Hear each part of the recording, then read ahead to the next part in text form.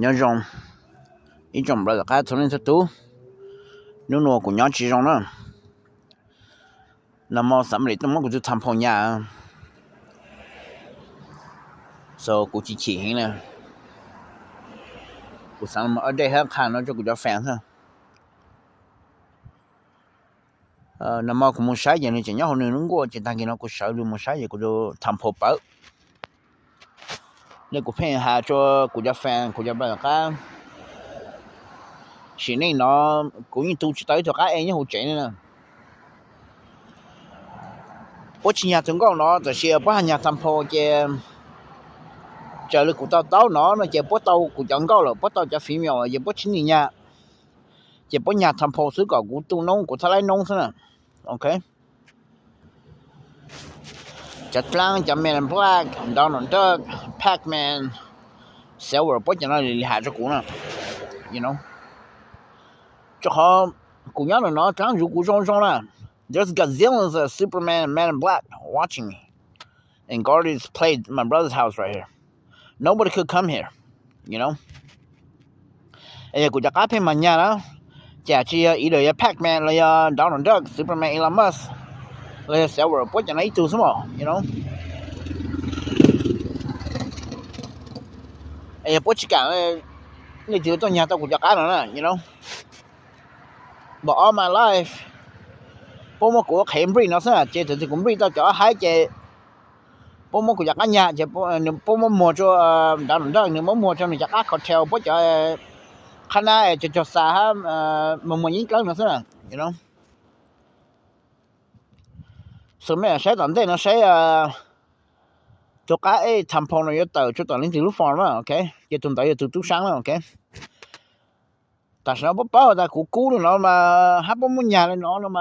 bố chỉ cho tờ right away á bố tờ lên bếp lâu chỉ xong vấn đề là bố mà muốn cho tờ ok cả số là chúng nó căng là số là sắp pay attention hát bố muốn được bỏ á ok bố muốn bảo new physical trade ha你就考虑个什么人就包了 OK 但是我都没谈破他太没就包了就是我什么谈破我就用了就个外人人了到个人家了到我什么我用了就个他妈谁了到了呢 OK 就จะล้างจะไล่เนาะไม่จะเลยนะมั่วๆ technology 用没什么包到了讲到当了 OK 还没什么的包 style 到了讲到当了呢 you know so got someone to trace 到จากการนั้น okay but ตอนนี้เนาะmình ra là chỉ hà nhớ cho Thái Tây mình cả Tây Phan Kỳ Tây là Australia whatever chỗ hùa là nhớ lần tên là Tây chỗ tạiจากการcho trong cái nó bỏ đi nhà của cho tại nó của farm thế nào okay chặt lang chặt lấy là mỗi nhà chỉ có mỗi bảo DNA cái trở thế này mình sắp bảo thế nào okay cho họ là của hắn là đó là mới cho DNA corrupt nè mới cho tao cái Superman nè okay mới cho tao cái Fast and Furious nè okay that's why cho lang cho like cho hotel nó bố vô cháuตัวก็tao cũng cái nó nè you know I don't know how much they pay but you know my tempo is worth $2 million US you know mình mua $1 million cũng just got more nè lên nuôi của hắn là you know but these people must have a lot of money, you know. They probably offer $5 million, you know, for Donald Duck. That's why he gave it to you guys, you know. But cũng có sản phẩm như từ King Sampler ha, của creator hay Sampler nhau của lúc này nè, you know. Tại vì cũng chỉ là của sáng là một tháng ha, update nó khai cho của cho friend cho brother ba ta sản phẩm mà nhà. He's gone. I look everywhere. You know, lúc qua cái cũng nó mất cái đó. And you have to power to throw the system, you know. I look everywhere in the backyard. He's nowhere to be found. You know. So my cha nó bỏ xe bố chắc nó thầm phố sang tổ bỏ ở backyard, you know. Rồi lại nuôi bố nhà của chắc mẹ nó you know. But cũng chỉ của sang khai nó của cho friend ha chả brother casa. But I'm gonna know everything and I don't need to have to go on you know I got a very nice place for them you know But กู看了这个就不知道看是没上个กู都在说个叫东到没说没了เลยกูหากูยังจอด到一ตัว个了呢 I mean กูจอดแล้วก็but I can never keep one I can never have one you know อย่าพูดชิตัวมันอยากกันเนาะเจ้ปัวมันอยากปัวสองจุดคลองเจ้ปัวมันจะคลองหลอกก็นึกปัวตัวเจ้ก็กูชอบจอดตอนน้องซะนะ you know they've been doing this for me for the past 33 years you know there's nothing new I knew something was coming because they're messing with me every day you know ปัวมันกูอยากกันยาตาปัวมันชงอยากกันยาตาปัวมันกูอยากหมอกกันไม่เพ่นหมอกกันยาตาปัวจะก็มั่วหลงตัวจะคลอง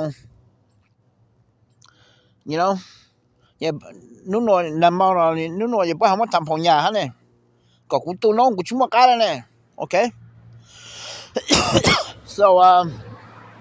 ไม่จำเป็นก็ไม่หาเป้าแต่ทุกครั้งซับเพจกูเนาะอย่างนี้นะ either Pac-Man or Donald Duck or Silver is one of them okay I'm going to tell you guys what I know okay 就Pac-Man มันพี่ตัวเฉดกูพยายามจะกับพม่าเจกูยปู่นะนี่พี่ตัวตรายกูนะชาว Facebook ให้ YouTube เนาะโอเคไม่พอคริปโตใช่มั้ยโอเคเจีย Pac-Man ยาเจียดาวน์ดอกยาจนจะปังก็เที่ยวปุ๊บปังหมดยิงกลางหอยิงกลางซะ you know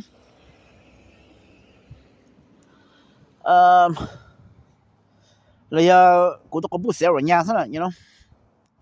หมดจนจะทนจอyou know นี่จะสิยาวซะ but I'm going to tell you guys what I know all my past life or all my life in this life กูสิบอกจังตอนนั้นฮะเสียว่าบ่จะฉันใช้กูน่ะนะเพราะฉันใช้ X นะ okay so I'll let you guys know that up front ฮะไม่ใช่ตอนนี้ฉันใช้ Pac-Man นะคริปโตนะ crypto นะ okay so กูสั่งก็ไม่เจ้า brother ก็ไม่สิเป้านะไม่ตัวนะไม่ใช่เจ้ากู Fresno นะไอ้ไม่ปู่จัดล้างฮะทุกล้างพี่จะเจ้ากู every day นะใช้จนตายอย่างนี้นะอย่า Donald Duck เลยอย่า Silver เลยอย่ากูน่ะ X เลยอย่า Pac-Man นะจนตายไม่ฉันใช้หินนะ every time กูเต้า Fresno เจไม่ pass by กูยังไม่ปู่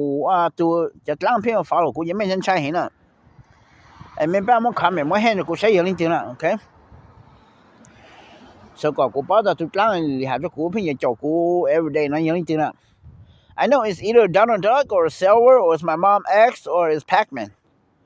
okay crypto นะนะSkynet นะ okay so กูจะฉีดแล้วกูสั่งคันเนาะกูจะไปค่าสิไม่เป้าเลยจังไม่หาตัวคำเหมือนกูจะขอปุ๊บมากูทลิมหมดนะจะจะกลางจะเจ้ากูเนาะ invisible cloak นะ everywhere I go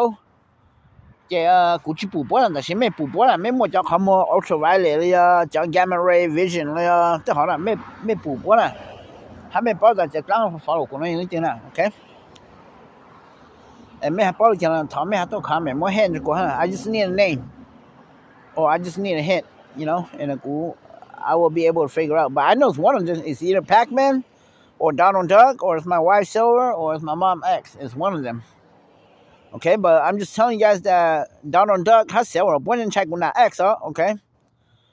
but I've been told that my mom they killed my mom already my ex daughter you know but I don't believe it and other than that besides that ไม่ยันใช้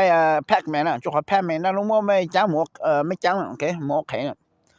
so if anybody could give me a clue or hint I would appreciate a lot okay ไอ้ปลากูcalm down จะกูต้องชี้กูมาโอ้วิดีโอไปใช้สุก้า stocky จะ disadvantage ฮะสุก้าจะเชยกันดอกเชยตัวนะ okay ไอ้ก้าอย่า react เลยจัง okay อันนี้ผมไม่ได้บอกครับ